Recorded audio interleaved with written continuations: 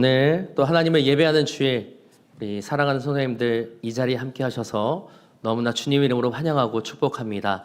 우리 담임 목사님께서 8월 한 달 동안 안식월 중에 이제 들어가셨습니다.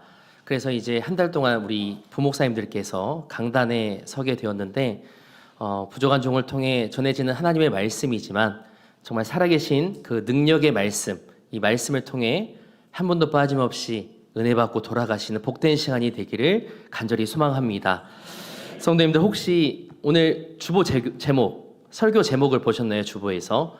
네, 제목이 무엇이죠? 다윗의 노래입니다. 혹시 기억하시는지 모르시겠어요. 작년에 담임 목사님 안식월 중에 부목사님들께서 빌립보서 시리즈를 나눴습니다. 오래됐죠. 네, 1년 돼서 좀 오래됐습니다. 그런데 올해도 또 우리 부목사님들과 함께 시리즈의 말씀을 나눕니다. 이번 시리즈는 노래, 찬양 시리즈입니다. 부목사님들이 시리즈를 참 좋아하는 것 같아요. 그래서 이번에도 같이 나가게 됐는데 오늘 첫 시간에는 우리가 성경 말씀을 통해서 많이 들었고 또 노래하면 떠오르는 정말 대표적인 인물 다윗에 관해 함께 은혜를 나누고자 합니다.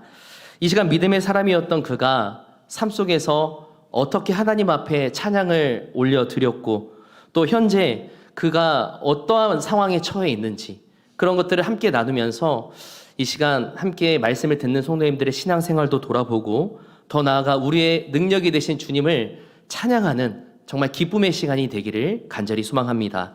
성도님들, 성도의 믿음 생활은 주님의 이름을 높이는 것이고 주님의 이름을 찬양하는 것입니다.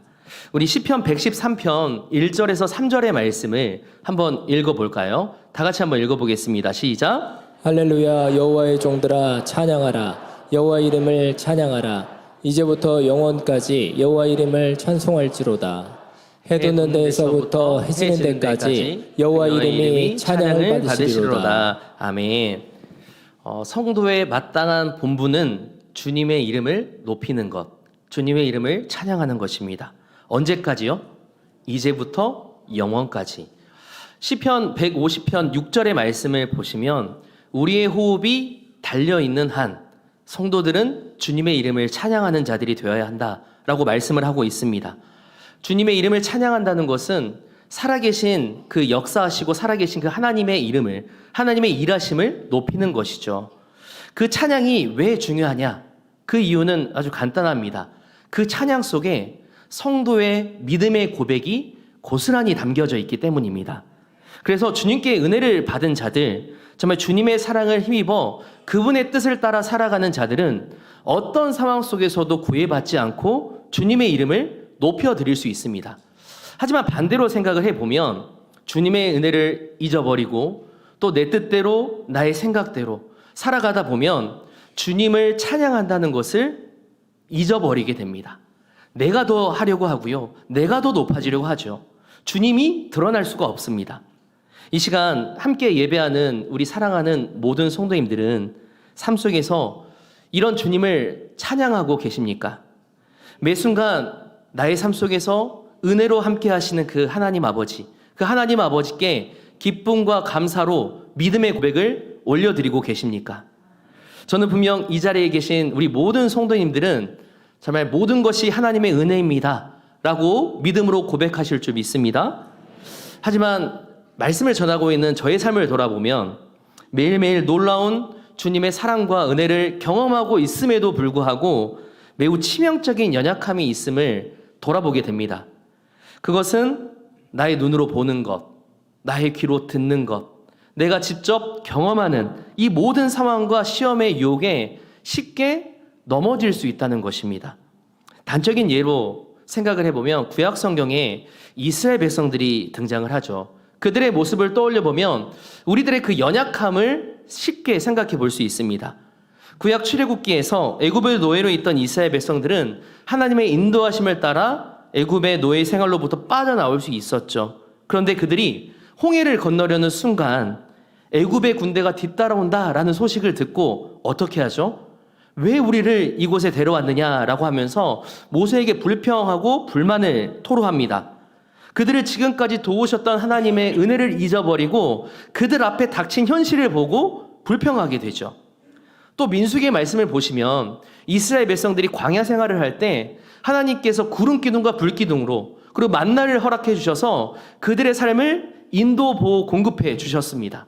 그런데 그들이 가지고 있지 않은 것을 하나님 앞에 구하기 시작하면서 그들은 불평하기 시작합니다. 하나님, 우리에게 고기를 주세요. 우리가 물이 없습니다. 자신들이 가지고 있지 않는 것들을 바라보면서 하나님께서 베푸신 은혜를 잊어버리고 그들은 찬양이 아닌 불평과 불만으로 살아가게 됩니다.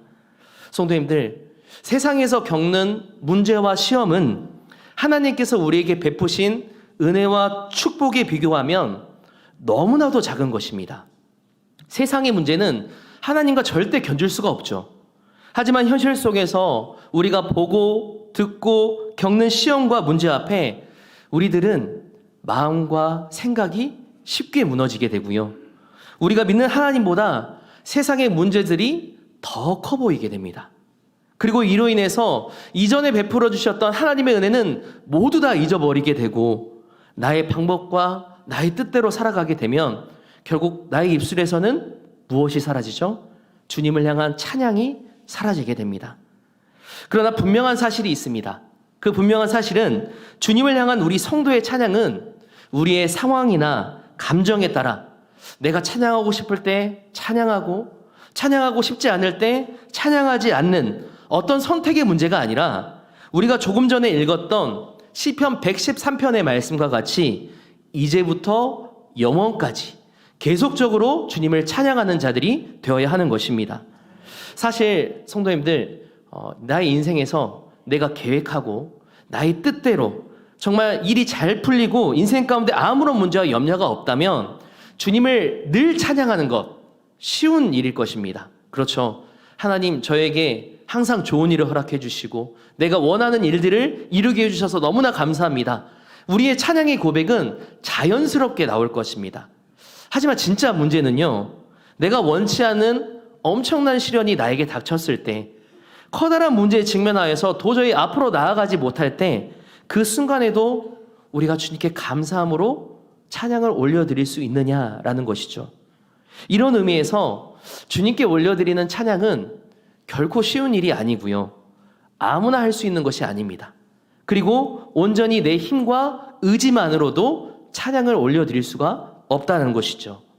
하지만 오늘 본문 말씀에 등장하는 다윗은 실패와 고난 중에도 정말 대단하게도 주님을 높이고 있습니다. 그가 겪는 어려움은 그의 마음으로부터 우러나오는 찬양의 고백, 그 입술을 막을 수가 없었습니다. 그는 놀라운 진리를 깨달았기 때문입니다. 오늘 말씀의 제목이 다윗의 노래인데 오늘 본문 시편 18편의 상단의 그 표제를 보시면 어떻게 기록되어져 있죠? 한번 띄워주시겠습니까? 여호와께서 다윗을 그 모든 원수들의 손에서와 사울의 손에서 건져주신 날에라고 기록되어져 있습니다. 자, 이 표제만 보면요, 오늘 우리가 읽은 시편 18편이 다윗이 자신의 원수들로부터 고난받았던 어떤 특정한 사건 하나를 기록한 시처럼 보이기도 합니다. 하지만 많은 주석들을 한번 살펴보면 이 시편은 그 어떤 특정한 하나의 사건이 아니라 지난날 다윗이 자신의 삶 속에서 겪었던 모든 고난 가운데에서 하나님께서 그를 때마다 시마다 도와주셨던 것에 대한 감사의 시입니다. 쉽게 말해서 그의 일생을 돌아보면서 하나님 앞에 감사의 고백을 올려드리고 있는 것이죠. 저는 이 시편 18편을 제 나름대로 이렇게 정의를 해보았어요. 이 시는 그가 자신의 삶을 돌아보면서 그의 인생의 고난 속에서 은혜로 함께 해주셨던 하나님의 역사하심을 함축적으로 요약하여 써내려간 자작곡이다 라고 생각을 합니다. 다윗은 믿음의 사람이었죠. 하지만 시편 18편의 표제처럼 결코 쉽지 않은 인생을 살아갔습니다. 정말 그는 수도 없는 인생의 위기 속에서 살아갔죠. 하지만 그는 그런 위기 속에서도 자신과 함께 하시는 하나님의 존재를 알았고요, 믿었던 자였습니다. 그래서 그는 삶의 고난과 역경 중에도 하나님께서 자신에게 베풀어 주셨던 그 구원의 은혜, 건져주심의 은혜를 기억하면서 하나님 앞에 감사의 고백을 올려드릴 수 있었던 것이죠. 그리고 그가 하나님께 받은 은혜를 기억하며 써내려간 이 노래를 통해서 알 수 있는 매우 중요한 사실이 있습니다. 그것은 그가 지은 노래에 대한 내용이 힘들고 고된 일을 겪었던 자신을 위로하는 것이 아니라 고난 가운데에서도 자신과 늘 함께 하셨던 하나님을 찬양하는 것이었습니다. 성도님들, 보편적으로 자작곡이라고 하면 작사하는 사람이 그 곡의 주인공이 될 수 있죠. 그가 살아온 인생길이나 자신이 추구하는 가치관에 포커스를 맞춰서 그 자작곡을 완성해 나갈 것입니다. 하지만 이 시편 18편의 주인공은 다윗이 기록하고 있지만 진짜 주인공은 누구일까요? 하나님이십니다. 시편 18편의 주인공은 다윗의 삶 속에서 놀랍게 역사하시는 하나님이다라는 것이죠. 그 크신 은혜를 받아 누리는 다윗은 그분께서 자신의 삶 속에서 행하신 일들을 바라보면서 나의 삶의 진짜 주인이신 하나님의 일하심과 역사하심을 경험하며 믿음의 고백으로 그의 자작곡을 완성해 나가고 있는 것입니다. 다윗은 자신의 찬양의 고백을 통해서 자신이 이룬 업적, 성과, 자신의 뛰어남을 결코 드러내지 않았습니다. 자신은 사라지고요, 하나님께서 자신의 삶의 진짜 주인공이셨다라는 것을 강력하게 드러내고 있는 것입니다. 이것이 바로 진정한 성도의 찬양의 모습입니다. 나는 사라지고 위대하신 주님만 높이는 것, 그게 바로 우리 성도가 주님께 올려드려야 할 찬양의 모습인 줄 믿습니다. 역대상 16장 25절로부터 27절까지의 말씀을 우리 다 같이 한번 읽어볼까요? 시작! 여호와는 위대하시니 극진히 찬양할 것이요 모든 신보다 경외할 것이며 만국의 모든 신은 헛것이나 여호와께서는 하늘을 지으셨도다. 존귀와 위엄이 그의 앞에 있으며 능력과 즐거움이 그의 처소에 있도다. 아멘. 성도님들, 우리가 믿는 하나님은 온 땅을 창조하시고 이 세상을 통치하시는 분이십니다. 이 세상의 진짜 주인이십니다. 바로 그분이 우리의 인생의 진짜 주인공이신 줄 믿습니다. 우리의 찬양의 대상은 오직 한 분, 나의 삶의 주인공이신 하나님이 되어야 하는 것이죠. 이와 반대로 만약에 우리의 삶의 주인이 내가 된다면 우리가 주님께 찬양을 올려드릴 수 있을까요? 우리의 삶의 주도권이 나에게로 옮겨지는 순간 우리의 삶에서는 주님을 향한 찬양이 결코 드러나지 않을 것입니다.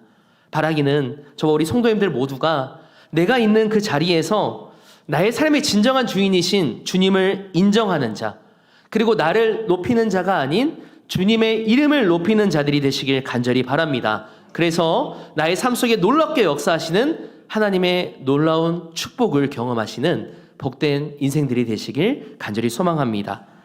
다윗은 삶의 주인공이신 하나님이 어떤 분인지 알았고 믿었습니다.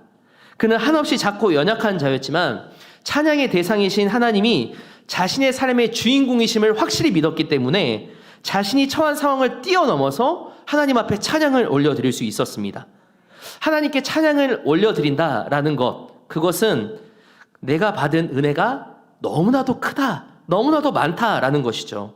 그래서 그는 자신의 삶의 주인공이신 하나님께서 어떻게 자신의 삶 속에서 은혜를 베푸시고 일하시고 역사하셨는지 오늘 본문 말씀과 같은 찬양의 고백을 올려드리게 됩니다. 자, 그렇다면 성도님들, 우리의 인생의 주인이신 하나님은 우리 성도님들의 삶 속에, 그리고 저의 삶 속에서 어떻게 일하시고 어떻게 행해 주실까요? 정말 이 질문에 대한 정답은 모든 것이 하나님의 은혜입니다. 이게 바로 정답이겠죠. 그런데 저는 오늘 본문 말씀에 근거를 해서 하나님께서 우리 가운데 베풀어 주시는 은혜, 그 세 가지를 함께 나누고자 합니다. 자, 하나님께서 우리 가운데 행해 주신 일, 첫 번째는 하나님은 나의 힘으로 일해 주십니다.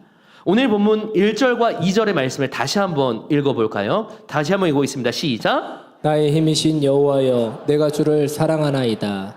여호와는 나의 반석이시요 나의 요새시요 나를 건지시는 이시요 나의 하나님이시요 내가 그 안에 피할 나의 바위시요 나의 방패시요 나의 구원의 뿌리시요 나의 산성이시로다. 아멘. 정말 이 말씀은 읽기만 해도 정말 은혜가 되고 우리에게 위로가 되는 말씀인 것 같습니다. 다윗은 하나님이 자신의 힘이 된다라고 고백을 하고 있죠. 특별히 힘이 되신 하나님을 2절에서는 7가지의 은유로 표현을 합니다. 저는 이 말씀을 곰곰이 묵상하면서 이 땅을 살아가는 그리스도인이 어떻게 살아가는 자들이 되어야 하는지 더욱 분명해졌습니다.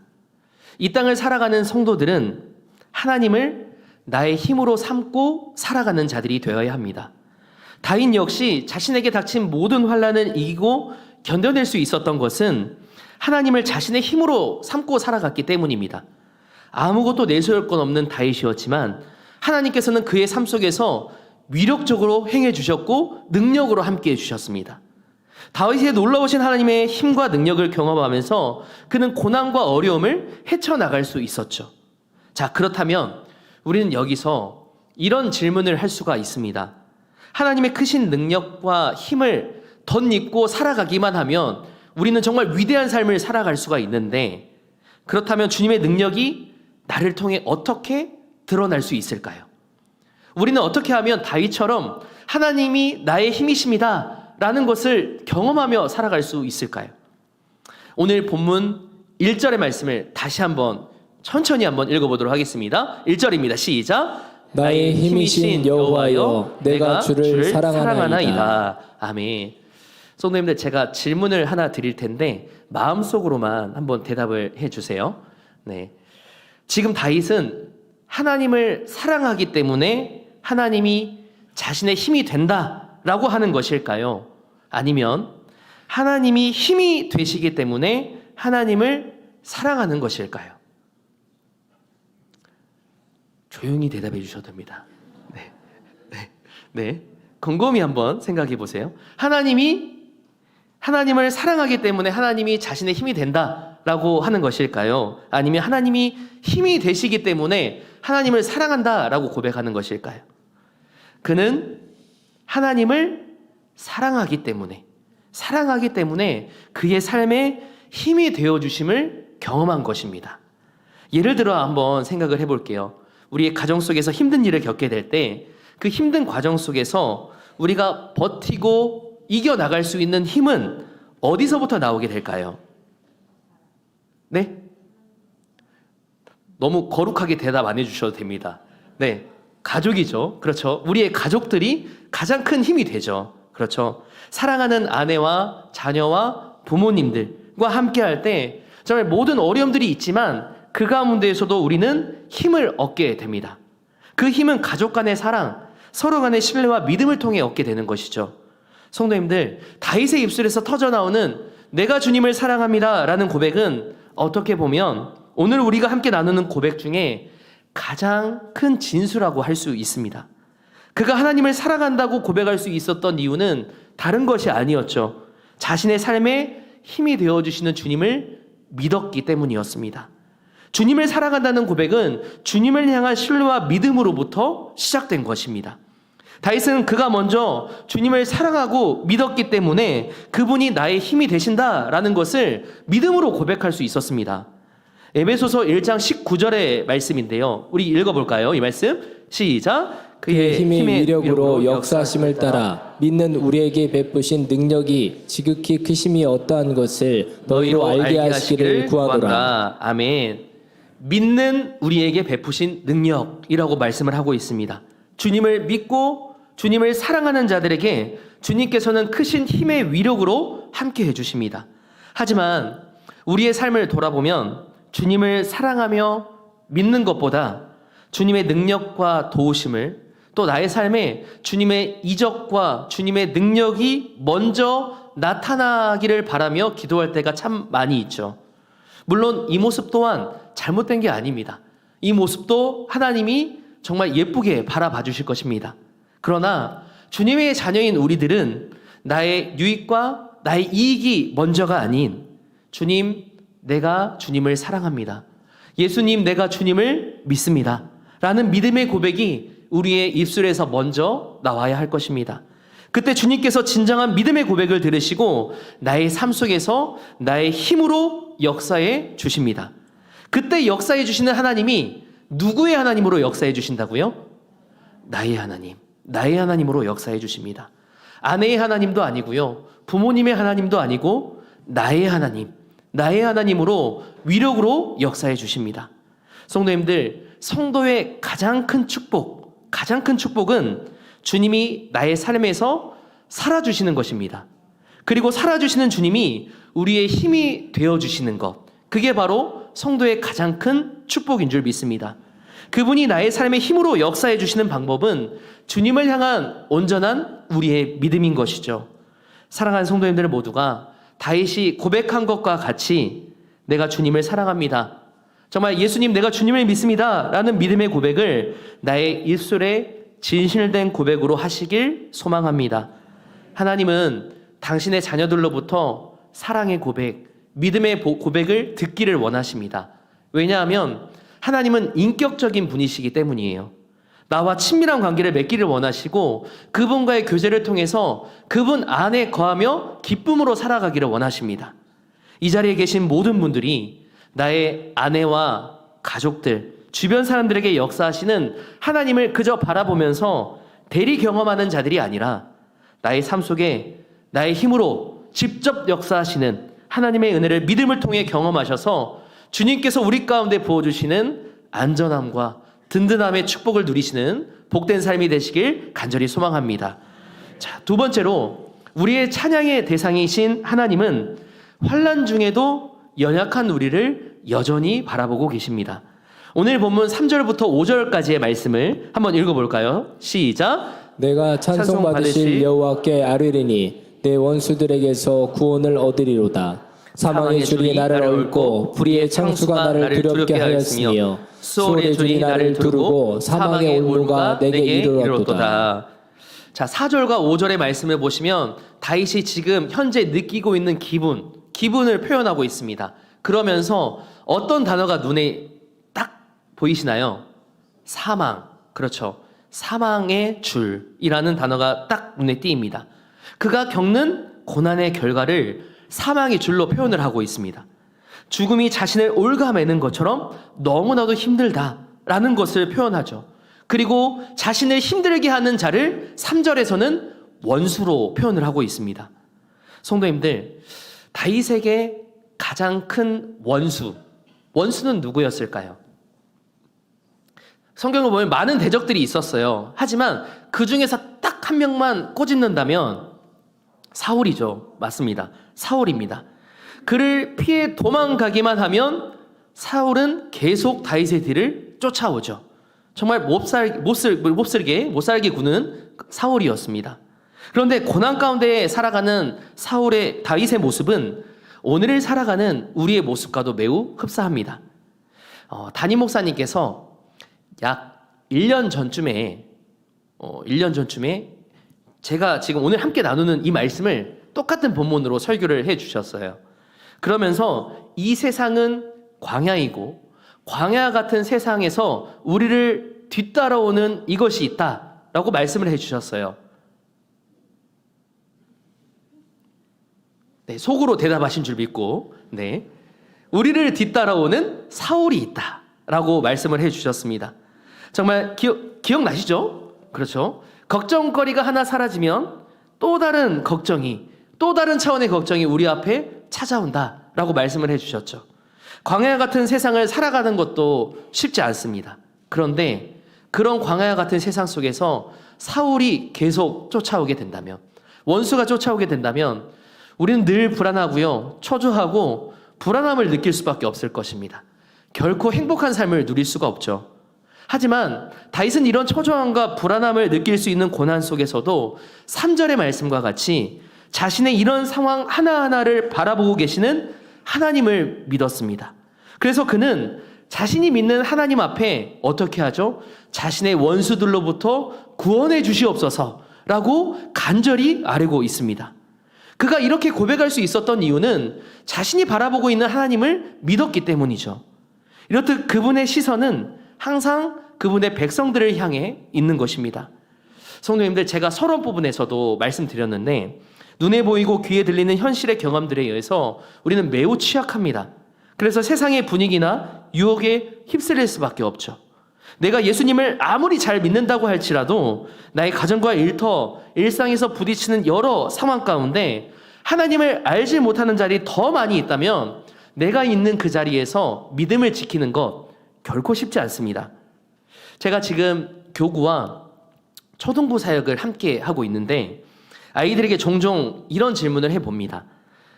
너희들 학교에서 식사할 때 기도하고 밥 먹니? 라고 물어볼 때가 있어요.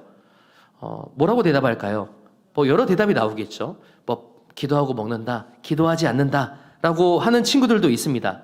그런데 기도하지 않는 친구들의 대답을 더 들어보면 그들이 기도하지 않는 이유가 있어요. 왜 안 할까요? 주변의 친구들이 밥 먹을 때 기도하지 않기 때문에 부끄러워서 기도하지 않는다는 거예요. 자, 그렇다면 제가 한번 여쭤보겠습니다. 우리 성도님들은 회사에서나 가정에서 좀 밖에서 모르는 사람들과 함께 있을 때 밥 먹을 때 기도하시죠? 네, 감사합니다. 네, 우리 성도님들은 제가 이렇게 질문했을 때 뭐 제가 기도하느냐 기도하지 않느냐의 문제라기보다는 사람은 누구나 이렇듯 주변을 의식하며 살아갈 수밖에 없는 연약한 존재라는 것입니다. 다인 역시 계속되는 그 원수의 억압 속에서 흔들릴 수밖에 없었어요. 하지만 그는 그 가운데서도 하나님을 향한 신뢰의 고백을 잃지 않습니다. 자, 그렇다면 그가 어려움 중에도 하나님을 향한 그 신뢰의 고백, 찬양을 올려드릴 수 있었던 특별함, 그가 가지고 있던 특별함은 무엇이었을까요? 저는 그가 바라보는 시선이었습니다. 다윗이 바라보는 시선이 그의 특별함이라고 생각을 합니다. 다윗의 삶을 돌아보면 그가 상대하는 수많은 원수들과의 대립 속에서도 그의 시선은 원수들이 아니었고요, 하나님만을 향해 있었습니다. 그는 자신의 환난 중에도 여전히 바라보고 계시며 구원으로 역사해 주실 하나님을 바라보았죠. 다윗은 사울을 피해서 도망 생활을 했었죠. 그때 다윗이 사울을 죽일 수 있는 기회가 한 번 있었습니다. 하지만 다윗은 그를 죽였나요? 죽이지 않았습니다. 자, 그가 죽이지 않았던 이유, 우리가 한 절만 한번 읽어볼까요? 사무엘상 24장 12절의 말씀 다 같이 한번 읽어보겠습니다. 시작. 여호와께서는 나의 왕 사이를 판단하사 여호와께서 나를 위하여 왕에게 보복하시려니와 내 손으로는 왕을 해하지 않겠나이다. 성도님들, 사울은 사람의 소리에 귀를 기울였습니다. 다윗이 자신을 해하려 한다라는 그 소리에 귀를 기울였고요. 그래서 상대를 오해하게 되고 미워하게 되었습니다. 그리고 그 모습이 자신의 행동으로 표출되었죠. 하지만 이와는 반대로 다윗은 사람의 소리가 아닌 하나님의 말씀, 그 소리에 귀를 기울였습니다. 사울을 죽이라는 주변 사람들의 말에도 그는 사울을 치지 않았습니다. 여호와의 기름 부음 받은 자를 치는 것은 하나님께서 금하신 것이다 라는 것을 기억하면서 사울을 결코 해하지 않았습니다. 성도님들, 그의 시선은 자신을 못 살게 하고 정말 괴롭히던 원수에게 있는 것이 아니라 이 모든 문제의 해결자이시며 구원자이신 하나님께 향해 있었습니다. 이런 신앙을 가진 다윗은 그가 처한 상황에 결코 흔들리지 않았고 주님만을 찾게 되고 찬양의 고백을 올려드릴 수 있었던 것입니다. 시편 139편 1절에서부터 3절의 말씀인데 우리 1절만 한번 읽어볼까요? 1절입니다. 시작. 여호와여, 주께서 나를 살펴보셨으므로 나를 아시나이다. 아멘. 성도님들, 우리가 믿는 하나님은 우리의 모든 것을 아십니다. 성도님들의 뒤를 따라오는 사울이 있으십니까? 주님은 우리의 인생을 살피시는 감찰자가 되어주셔서 우리의 일거수일투족을 다 알고 계십니다. 그리고 그분의 자녀들의 앞길을 선한 목자가 되어주셔서 부족함이 없는 길로 이끌어 주십니다. 우리는 주님을 잊고 살아갈 때가 있지만 결코 주님은 우리를 잊지 않으십니다. 이 진리를 기억하면서 정말 나를 따라오는 원수 사울을 바라보며 초조함과 불안함, 답답함을 느끼는 자들이 아닌 우리의 감찰자가 되어주셔서 우리를 선한 길로 이끌어주시는 주님, 이미 승리하신 주님을 바라보시며 나아가는 우리 모든 성도님들이 되시길 간절히 소망합니다. 마지막으로 찬양의 대상이신 하나님은 우리의 기도를 들으시고 응답해 주시는 분이십니다. 오늘 본문 6절의 말씀을 보시면 하나님 앞에 그는 간절히 부르짖습니다. 정말 사망의 줄이 올가매는 그 어려운 상황 속에서 그는 하나님 앞에 기도하며 나아가죠. 그리고 믿음을 사용하며 기도하며 나아갈 때 하나님께서 어떻게 하셨죠? 그의 기도를 들으셨습니다. 그의 기도를 들으셨다. 지금까지 살펴본 것처럼 하나님은 우리의 삶 속에서 감찰자가 되어주시고 선한 목자가 되어주셔서 백성들을 이끌어주시는 전지전능한 분이셨습니다. 그런데 그분이 우리의 기도를 들으셨다라는 것은 너무나도 큰 축복인 것이죠. 우리 성도님들은 내가 기분이 좀 처지고 힘들 때 어떻게 극복해 나가십니까? 저는 기도도 하고 말씀도 보고 하지만 믿음의 동역자들과 함께 교제하며 문제를 나눌 때 조금은 회복이 더 빨라지는 것 같습니다. 교제함을 통해서 위로를 얻는 이유, 그 이유는 무엇일까요? 누군가가 나의 이야기를 들어준다는 것만으로도 정말 위로가 되는 것이죠. 나의 힘든 문제, 나의 모든 염려를 함께 듣고 공감해 줄 때 우리는 위로를 얻게 됩니다. 그런데 우리의 모든 고민을 듣고 주님께서는 함께 들어주시면서 마음 깊이 공감해 주신다라고 말씀하십니다. 더 나아가 주님은 우리의 기도에 선하심으로 응답해 주심을 말씀해 주십니다. 오늘 우리가 읽지는 않았지만 이후에 7절부터 19절까지의 말씀을 보시면 하나님 앞에 기도하는 다윗에게 하나님은 놀랍게 정말 상상할 수도 없게 역사해 주십니다. 저는 특별히 말씀을 준비하면서 다윗의 기도를 통해 역사해 주시는 하나님의 일하심을 이렇게 요약해 보았습니다. 자, 시편 18편 16절 17절에 건전해 주셨고요. 의지가 되어 주셨고 넓은 곳으로 인도해 주셨습니다. 사랑하는 성도님들, 우리가 드리는 기도를 통해서 하나님 아버지께서는 이렇게 역사해 주십니다. 하나님께서는 우리의 기도를 결코 흘려 듣지 않으시고 우리의 모든 기도에 귀 기울여 들어주시면서 반드시 공감해 주시고 응답해 주신다라는 것이죠. 시편 50편 15절의 말씀, 시편 50편 15절의 말씀 다 같이 한번 읽어볼까요? 시작! 환난 날에 나를 부르라. 내가 너를 건지리니 내가 나를 영화롭게 하리라. 아멘. 성도님들, 우리가 살아가면서 어떤 문제와 시험에 닥쳤을 때 우리가 근본적으로 힘든 이유는 무엇일까요? 제가 생각할 때는 가장 큰 이유는 모든 문제를 내 힘으로 해결하려고 할 때, 내 힘으로 해결하려고 할 때 가장 힘이 드는 것 같습니다. 나는 그럴 만한 힘이 없는데 그 문제를 붙들고 문제를 해결하려고 한다면 우리는 너무나 막막하죠. 그때 우리는 주저앉아야 할까요? 간혹 이런 분들이 계실 수 있죠. 목사님, 제가 너무나 힘이 들어서 조금만 회복하고 기도하겠습니다. 시간이 없습니다. 라고 말씀을 하시는 분들도 계실 수 있습니다. 하지만 성도님들, 힘들고 어렵기 때문에 나의 힘으로 아무것도 할 수 없는 이 시간이 기도의 기회의 시간인 줄 믿습니다. 다윗과 같이 환난 중에 주님께 기도하며 나아가는 자들은 주님께서 베풀어 주시는 선하신 응답을 반드시 경험하게 될 것입니다. 물론 주님의 그 응답과 시기의 때는 알 수가 없죠. 너무나 답답합니다. 하지만 주님을 믿는 자들의 기도는 나의 기도가 주님의 선하신 때에 이루어지기를 기대하면서 진실하게 주실 줄 믿고 주신 줄 믿고 최고의 것을 주실 줄 믿으며 기도하는 주의 백성들이 되어야 할 줄 믿습니다. 혹 오늘 본문에 등장하는 다윗과 같이 힘든 시기를 겪고 계시는 분들이 계십니까? 주님 앞에 기도하십시오. 다윗의 기도를 통해 악인들의 그 핍박에서 건져주시고 의지가 되어주시고 넓은 곳으로 인도해 주시는 하나님이 곧 우리의 하나님이신 줄 믿습니다. 그 하나님 앞에 우리가 간절히 찾고 구하는 자들이 되어서 주님의 선하신 때에 가장 좋은 방법으로 응답받는 우리 모두가 되기를 주님의 이름으로 축원합니다. 이제 말씀을 정리하겠습니다. 우리가 성경책에 보면 우리 찬송가가 있죠. 찬송가 밑에 보시면 이 찬송가를 누가 작사를 했고 작곡을 했고 그리고 어떻게 지어졌는지 간략하게 기록되어져 있습니다. 저는 오늘 말씀을 준비하면서 이 찬양이 딱 눈에 들어오더라고요. 찬송가 288장이었는데 예수를 나의 구주 삼고였습니다. 이 찬양을 작사하신 분이 미국의 크로스비 여사라고 합니다. 이분은 전생애를 통해서 12,000곡의 찬송가를 지었다고 해요. 작사를 하셨다고 해요. 이분은 그런데 태어난 지 6개월 만에 맹인이 되어서 평생 앞을 보지 못하게 지내셨다고 합니다. 하지만 그녀는 찬송가 288장과 같이 이런 멋진 고백을 올려드리죠. 이것이 나의 간증이요 이것이 나의 찬송일 때 나 사는 동안 끊임없이 구주를 찬송하리로다. 그녀는 앞이 보이지 않았고요. 절망적이었습니다.